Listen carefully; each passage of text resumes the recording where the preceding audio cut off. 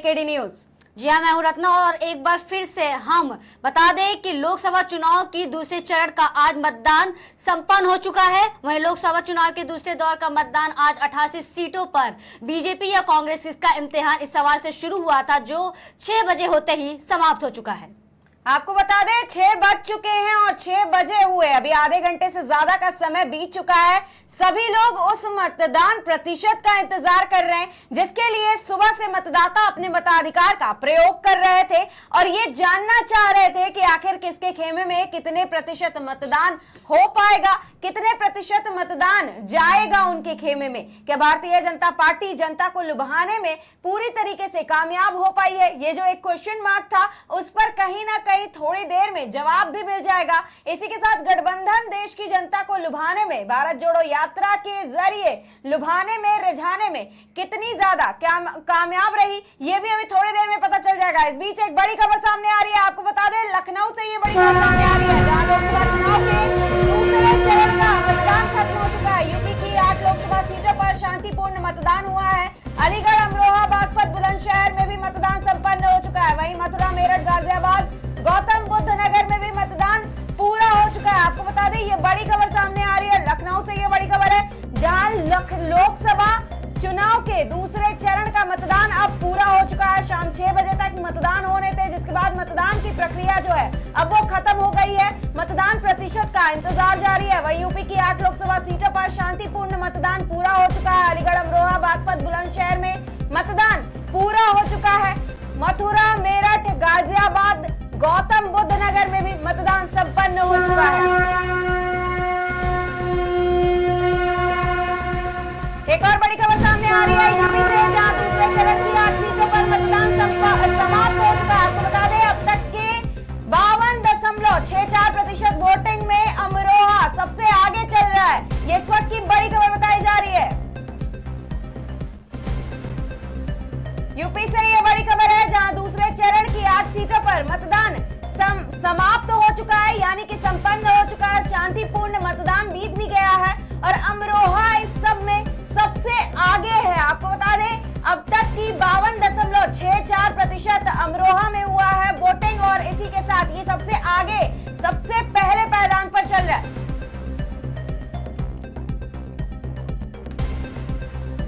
जी हाँ, बता दें कि आज दूसरे चरण में 26 अप्रैल को शुक्रवार को दूसरे चरण का मतदान समाप्त हो चुका है। 8 लोकसभा सीटों पर आज वोटिंग की गई है जिसमें आपको बता दें कि शाम के 6 बज चुके हैं और सभी जगह, सभी लोकसभा सीटों से मतदान प्रतिशत के रिजल्ट्स बाहर आए हैं। वहीं आपको बता दें कि अब तक 52.64% वोटिंग में अमरोहा सबसे आगे रहा है। आपको बता दें 8 लोकसभा सीटों में अमरोहा भी शामिल। यूपी के अमरोहा लोकसभा सीट से 52.64%, जहां वोटिंग में अमरोहा सबसे आगे रहा। इसी के साथ एक और बड़ी खबर बता दें कि अमरोहा से ये एक बड़ी खबर थी।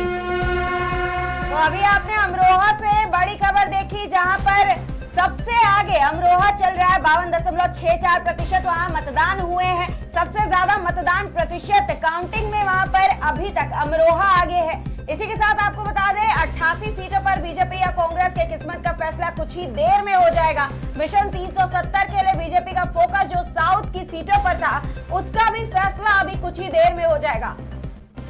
वहीं केरल में बीजेपी यूडीएफ एलडीएफ फ्रंट के बीच खुद को तीसरी धारा बता रही थी। अब इसका फैसला भी थोड़ी देर में ही हो जाएगा। लेकिन भारतीय जनता पार्टी की तरफ से जो कयास लगाए जा रहे हैं कि एक तरफा जीत हासिल करेगी, 400 पार का जो दावा किया जा रहा है कि एक तरफा 400 पार यानी कि 400 सीटें मिलेंगी, ये जो 400 पार का दावा है इस पर अभी भी विराम लगा हुआ है क्योंकि 400 पार करना विपक्ष इतनी आसानी से 400 पार नहीं करने देने वाला है। ये इस चुनाव में भी साफ हो गया। आपको बता दें आज दूसरे चरण का मतदान हुआ है 26 अप्रैल यानी कि शुक्रवार को आज के दिन, और इससे पहले चरण का मतदान 19 अप्रैल को संपन्न हो चुका है। उस बीच कई सारी खबरें आई थी जहां ईवीएम मशीन खराब हुई थी, कई सारी ऐसी खबरें आई थी जहां पर मारपीट की गई थी, पत्थरबाजी की गई थी। लेकिन इस बीच दूसरे चरण के मतदान के बीच भी ये बड़ी खबर सामने आई जहां ईवीएम खराब होने की खबरें सामने आई हैं। इसी के साथ कई जगह चुनाव बहिष्कार की भी खबर सामने आई। तो कहीं ना कहीं भाजपा के लिए ये कांटे का टक्कर होने वाला है। गठबंधन इतनी आसानी से भारतीय जनता पार्टी को जाने नहीं देने वाला है। और ये जो 370 सीटें और एनडीए की 400 सीटों पर टारगेट जो सेट किया गया है, कहीं ना कहीं भारतीय जनता पार्टी के लिए यह आसान भी नहीं होने वाला है, क्योंकि विपक्ष अपने आप को मजबूती के साथ मैदान में खड़ा करके रखा हुआ है और इतनी आसानी से भारतीय जनता पार्टी को जीतने नहीं देने वाला है। तो ये मुकाबला बेहद दिलचस्प है और इसी के साथ अभी और सीटों पर चुनाव होना बाकी है। अभी कुल जी आपको बता दें कि लोकसभा चुनाव के दूसरे चरण में 13 राज्यों की 88 सीट पर आज मतदान हुआ है और दूसरे चरण में केरल की वायनाड लोकसभा सीट भी शामिल है, जहां से कांग्रेस नेता राहुल गांधी लगातार दूसरी बार चुनाव मैदान में उतरे हुए हैं। वहीं आपको बता दें बड़ी अपडेट लोकसभा चुनाव को लेकर के, जहां पर 5 बजे तक त्रिपुरा में सबसे ज्यादा मतदान, आपको बता दें कि 76.2% मतदान किए गए हैं। वहीं मणिपुर में आपको बता दें 76.1% वोट डाले गए हैं। वहीं छत्तीसगढ़ में आपको बता दें कि 72.1% मतदान किए गए। वहीं वेस्ट बंगाल की बात कर लेते हैं और असम में, जहां पर 70% से ज्यादा मतदान हुआ है। लोकसभा चुनाव के दूसरे चरण में बता दें आज 26 अप्रैल को 13 राज्यों और केंद्र शासित प्रदेशों की 88 सीटों के लिए चुनाव हुआ, जहां आपको बता दें कि केरल की सभी 20 लोकसभा सीटों पर यह चुनाव हुआ है। कर्नाटक की 14, राजस्थान की 13, उत्तर प्रदेश की 8, महाराष्ट्र की 8, मध्य प्रदेश की 6, असम की 5, बिहार की 5, वहीं छत्तीसगढ़ की 3, पश्चिम बंगाल की 3 और त्रिपुरा, मणिपुर और जम्मू कश्मीर की एक सीट सहित 88 लोकसभा सीटों पर मतदान आज संपन्न हुआ। इसमें मणिपुर बाहरी सीट के तहत कुछ विधानसभा क्षेत्र में लोकसभा के लिए मतदान पहले चरण में हो चुका है, जबकि अन्य विधानसभा क्षेत्र में आज मतदान हुआ है।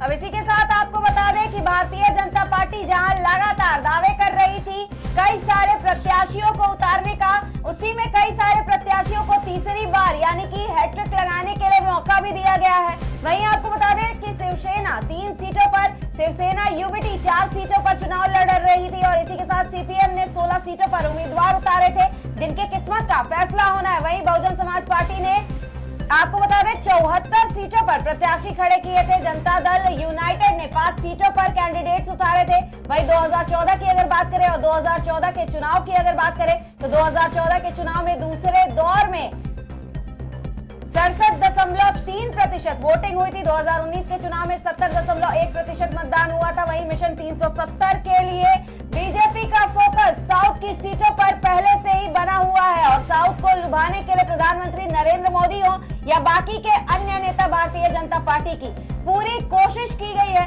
ये कोशिश कहीं ना कहीं या तो रंग लाएगी या तो भारतीय जनता पार्टी को मजा चखाएगी, क्योंकि ये कांग्रेस का गढ़ कहा जाता है और कांग्रेस इतनी आसानी से इस सीट को नहीं देने वाली है। इनमें से केरल और कर्नाटक भी खास है। आपको बता दें केरल में बीजेपी यूडीएफ एलडीएफ फ्रंट के बीच खुद को तीसरी धारा बता रही है। लगातार ये तीसरी धारा की बात चल रही है।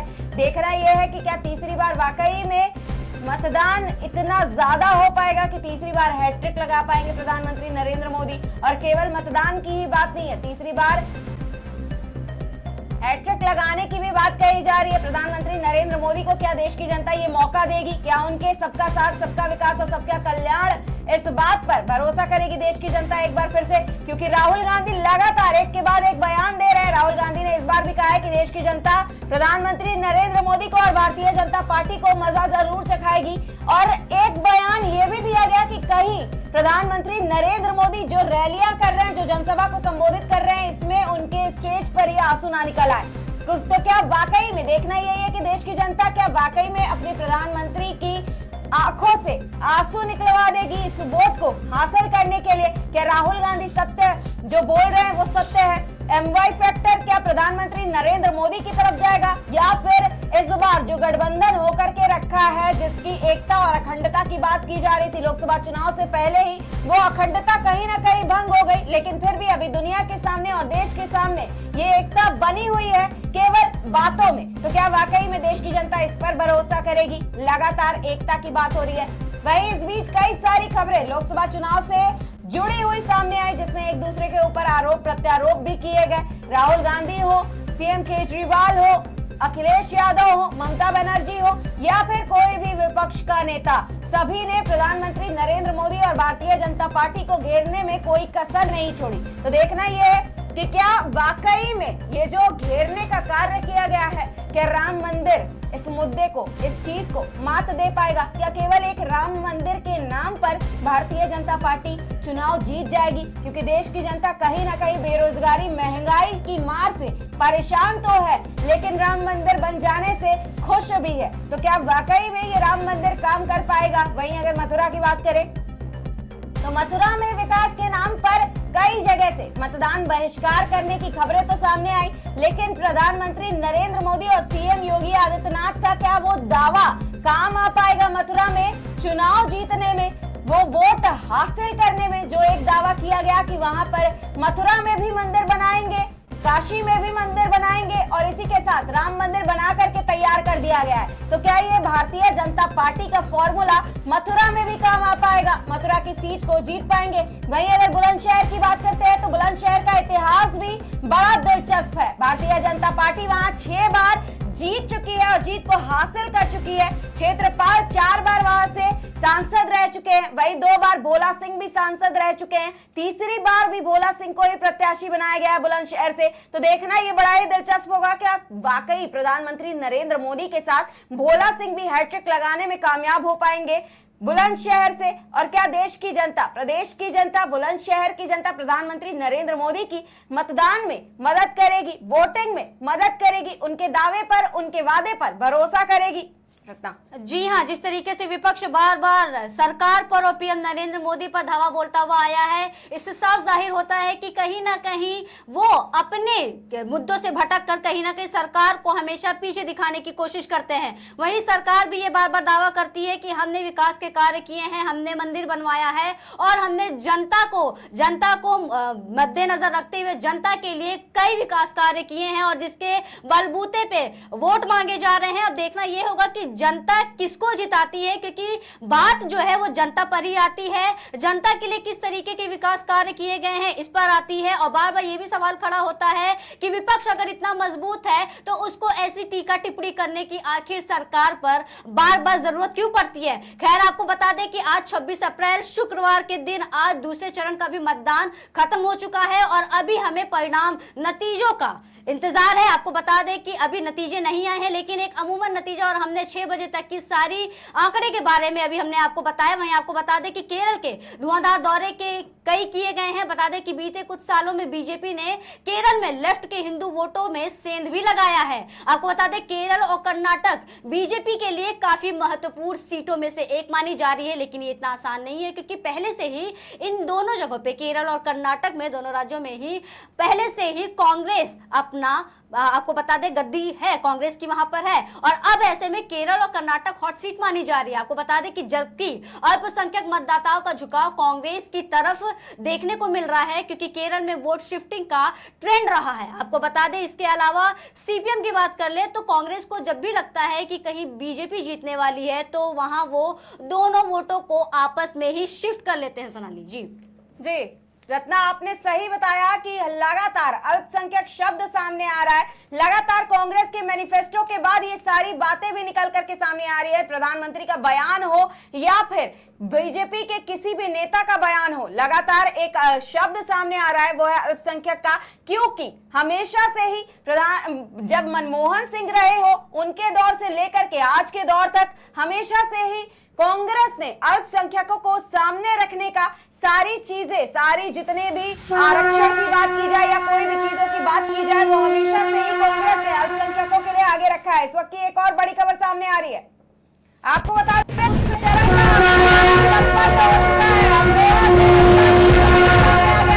बड़ी खबर, 61.89% मतदान हुआ है अमरोहा में। इसी के साथ संपन्न हो चुका है मतदान। मेरठ में 55.49% मतदान संपन्न हुआ है। बागपत में 51.74% मतदान पूरा हो चुका है। इसी के साथ गाजियाबाद में 48.21% मतदान संपन्न हुआ है। गौतम बुद्ध नगर में 51.66% मतदान संपन्न हुआ है। बुलंदशहर में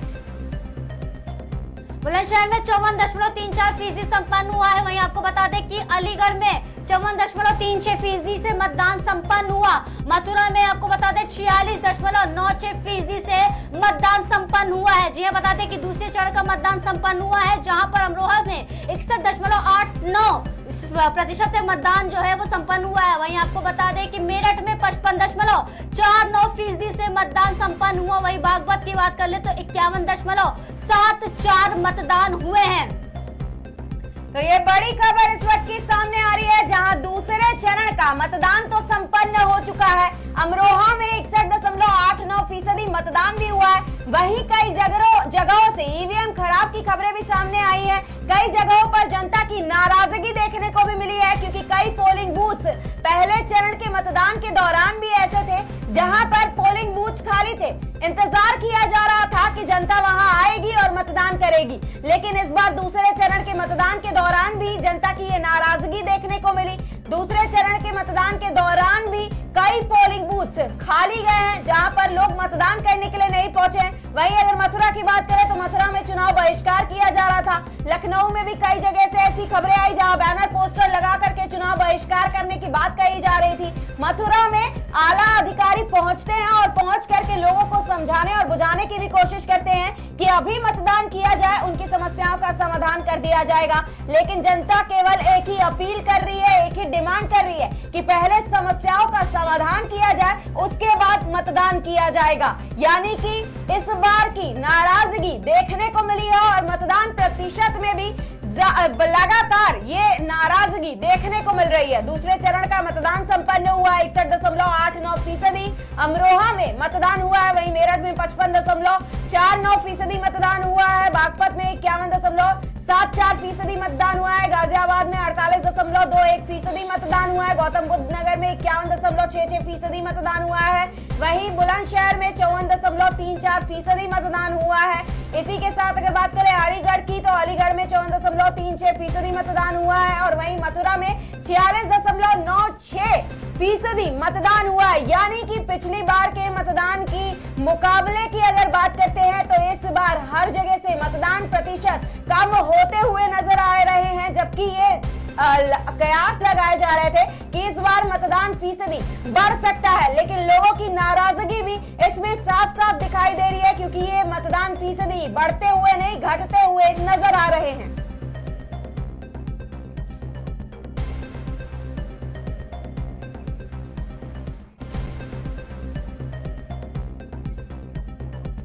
तो ये अभी आपने मतदान प्रतिशत देखा कि अभी तक के कितने प्रतिशत मतदान हो चुका है। 6 बजे तक मतदान संपन्न हुआ। सुबह 7 बजे दूसरे चरण का मतदान शुरू हुआ था। 6 बजे तक मतदान चला है। लेकिन इस बार के मतदान फीसदी और आंकड़ों की अगर बात करें तो पिछली बार के मुकाबले ये कम बताए जा रहे हैं।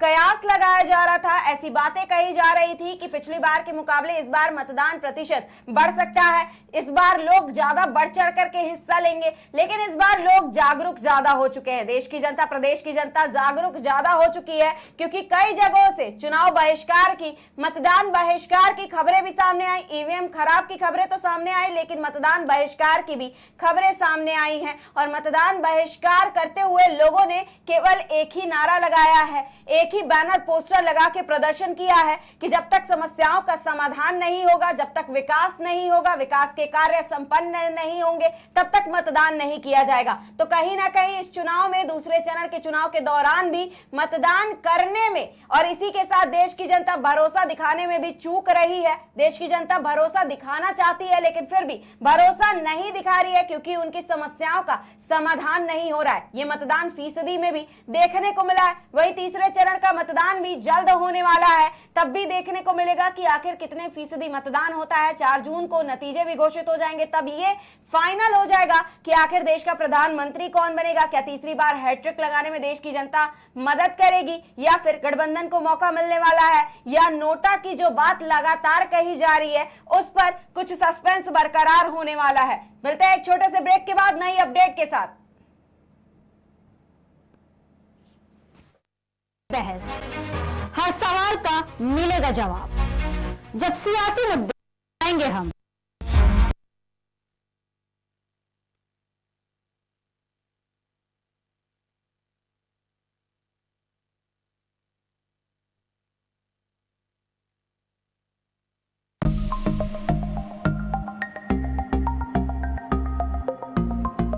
हेलो, नमस्कार, सत श्री अकाल, आदाब। मैं हूं आपकी दोस्त और और आपकी होस्ट उजाला। हम लेकर आएंगे आपके लिए एंटरटेनमेंट जगत का हर एक अपडेट, चाहे वो हॉलीवुड, बॉलीवुड, टॉलीवुड या बॉलीवुड। आपको देंगे हर छोटे से बड़ा अपडेट, हर राज, हर बात, हर कंट्रोवर्सी के पीछे का सच। हमारे शो टेली तड़का टाइम पास सिर्फ और सिर्फ केकेडी न्यूज पर।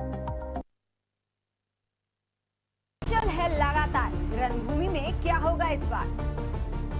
किसान है परेशान, युवाओं पर भी आई है आंच। क्या राम मंदिर से बन पाएगी बात, या महंगाई रणभूमि में देगी मात?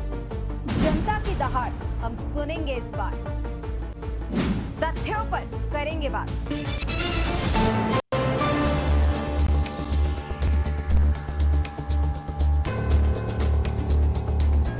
नमस्कार, स्वागत है आप सभी का। मैं हूं आपके साथ निधि यादव। आप देख रहे हैं केकेडी न्यूज। उत्तर प्रदेश में लोकसभा चुनाव के पहले राउंड में 8 सीटों पर मतदान हो चुका है। इसी राउंड में अखिलेश यादव की नई सोशल इंजीनियरिंग की परीक्षा थी,